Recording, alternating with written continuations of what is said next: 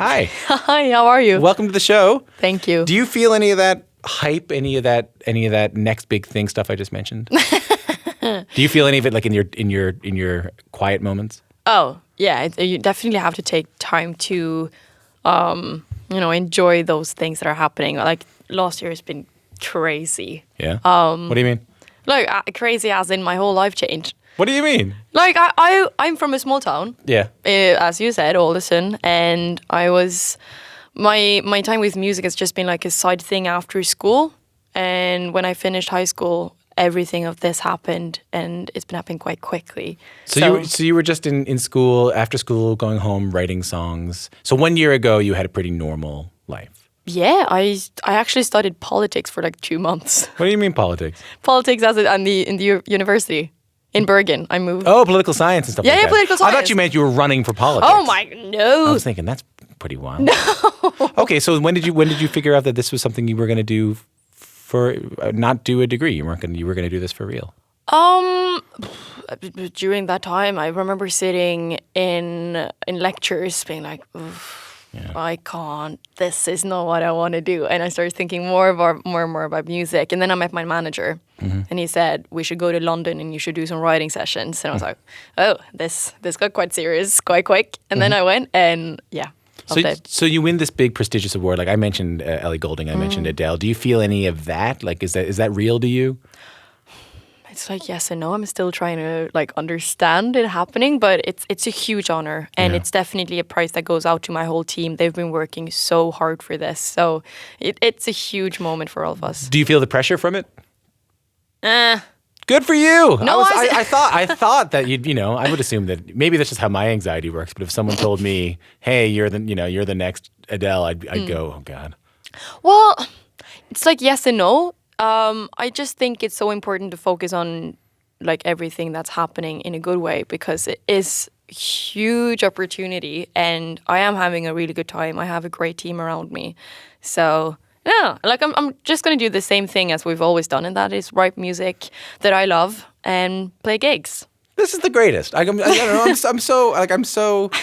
You seem to have it all kind of figured out in that way. Not that you have it all figured out, but you seem to have a good. I'm 21. Like I'm still figuring things out. But you have a good perspective on it. You know what I mean? You're not letting any of this stuff get to you. You know. This is also when you get stuff like this. Is also when you end up doing not so good stuff. So it seems like you're. I just want to give an idea of what this music sounds like. Take a listen. When the curtain drops, our touch is just a touch, not like in the movies. Our stories after the end, like strangers, perfect pretenders. We're falling head over heels. What a beautiful melody in that chorus, hey? Thank you. That's pretty. When did you come up with that? I wrote that song with Martin Schöle, a good friend of mine, who I also wrote Don't Kill My Vibe, my first ever single with. We wrote it in Oslo in his studio last summer, I think. Yeah. Can't remember the exact date, but I remember it was fun. Did you know immediately, like, okay, that's going to be good. That's going to be a big one. Actually, to be honest, I was a bit unsure after we finished it. I knew when we were Don't Kill My Vibe, I was like, this is good. Yeah. I knew it was good straight away. With this one, I loved it, but it was also a bit different from what I've been doing before. But it was also that was also the thing that made it extra special and extra exciting. Well, what's it about? Strangers is about, that feeling when you're with someone and you really want it to be special and magical, and everything is like almost like movie scenes, and you only remember all those nice moments rather than things that are more like everyday life.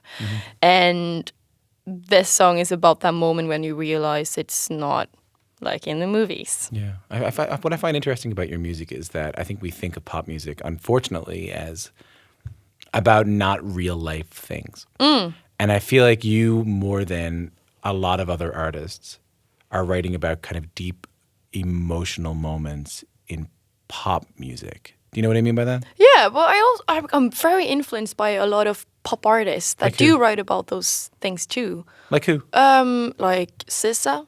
Oh yeah. Love her music. I think a lot of the Camila Cabello stuff is really good.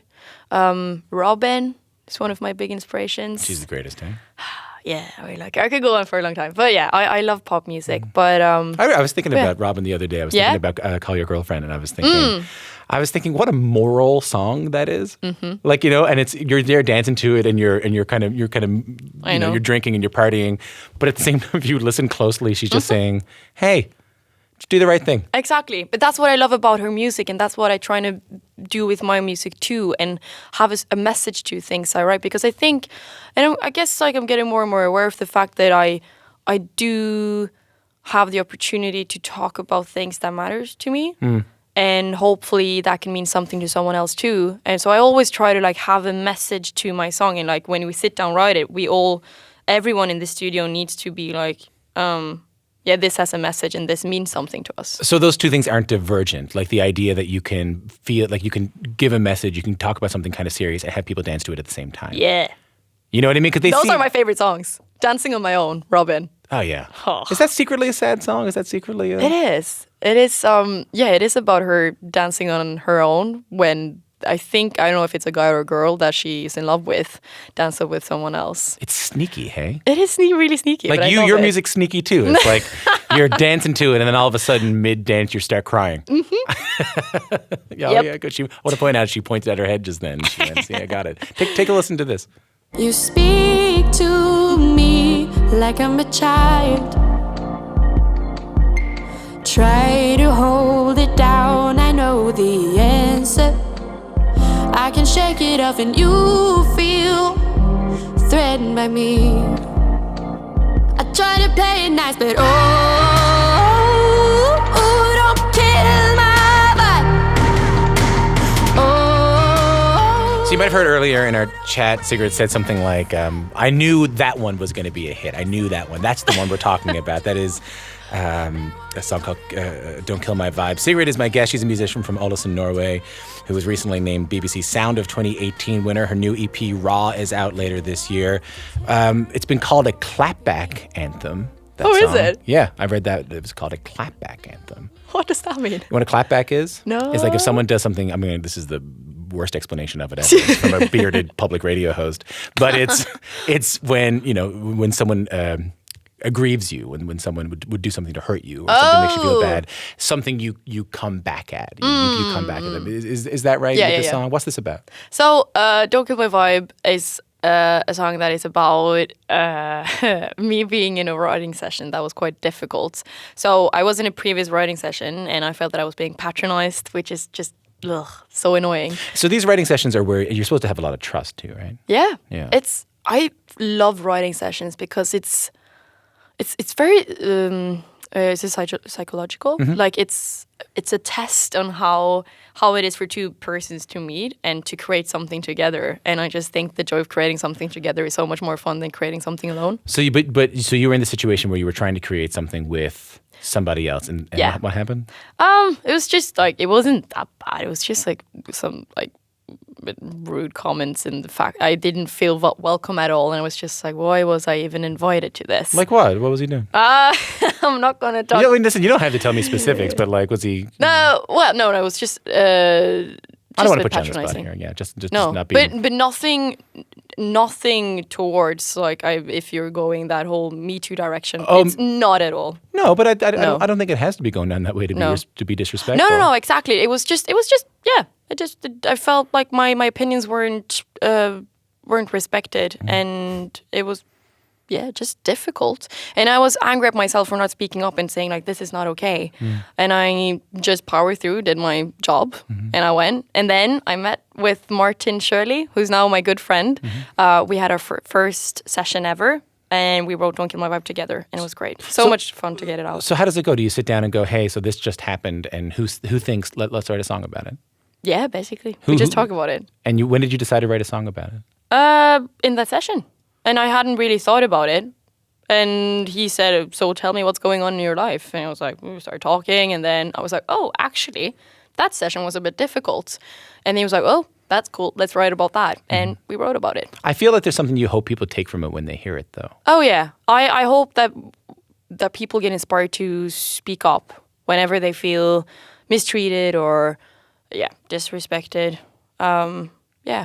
That's what I'm hoping for. It's hard for people. It's hard to feel like you can speak up because the way the system works all around, especially young women, they don't feel they get themselves in these creative situations, and oftentimes they feel like they don't have a voice. Sometimes, but honestly, like I've had almost only good experiences. Most people that I work with are great and lovely, and it was just that one session that was difficult.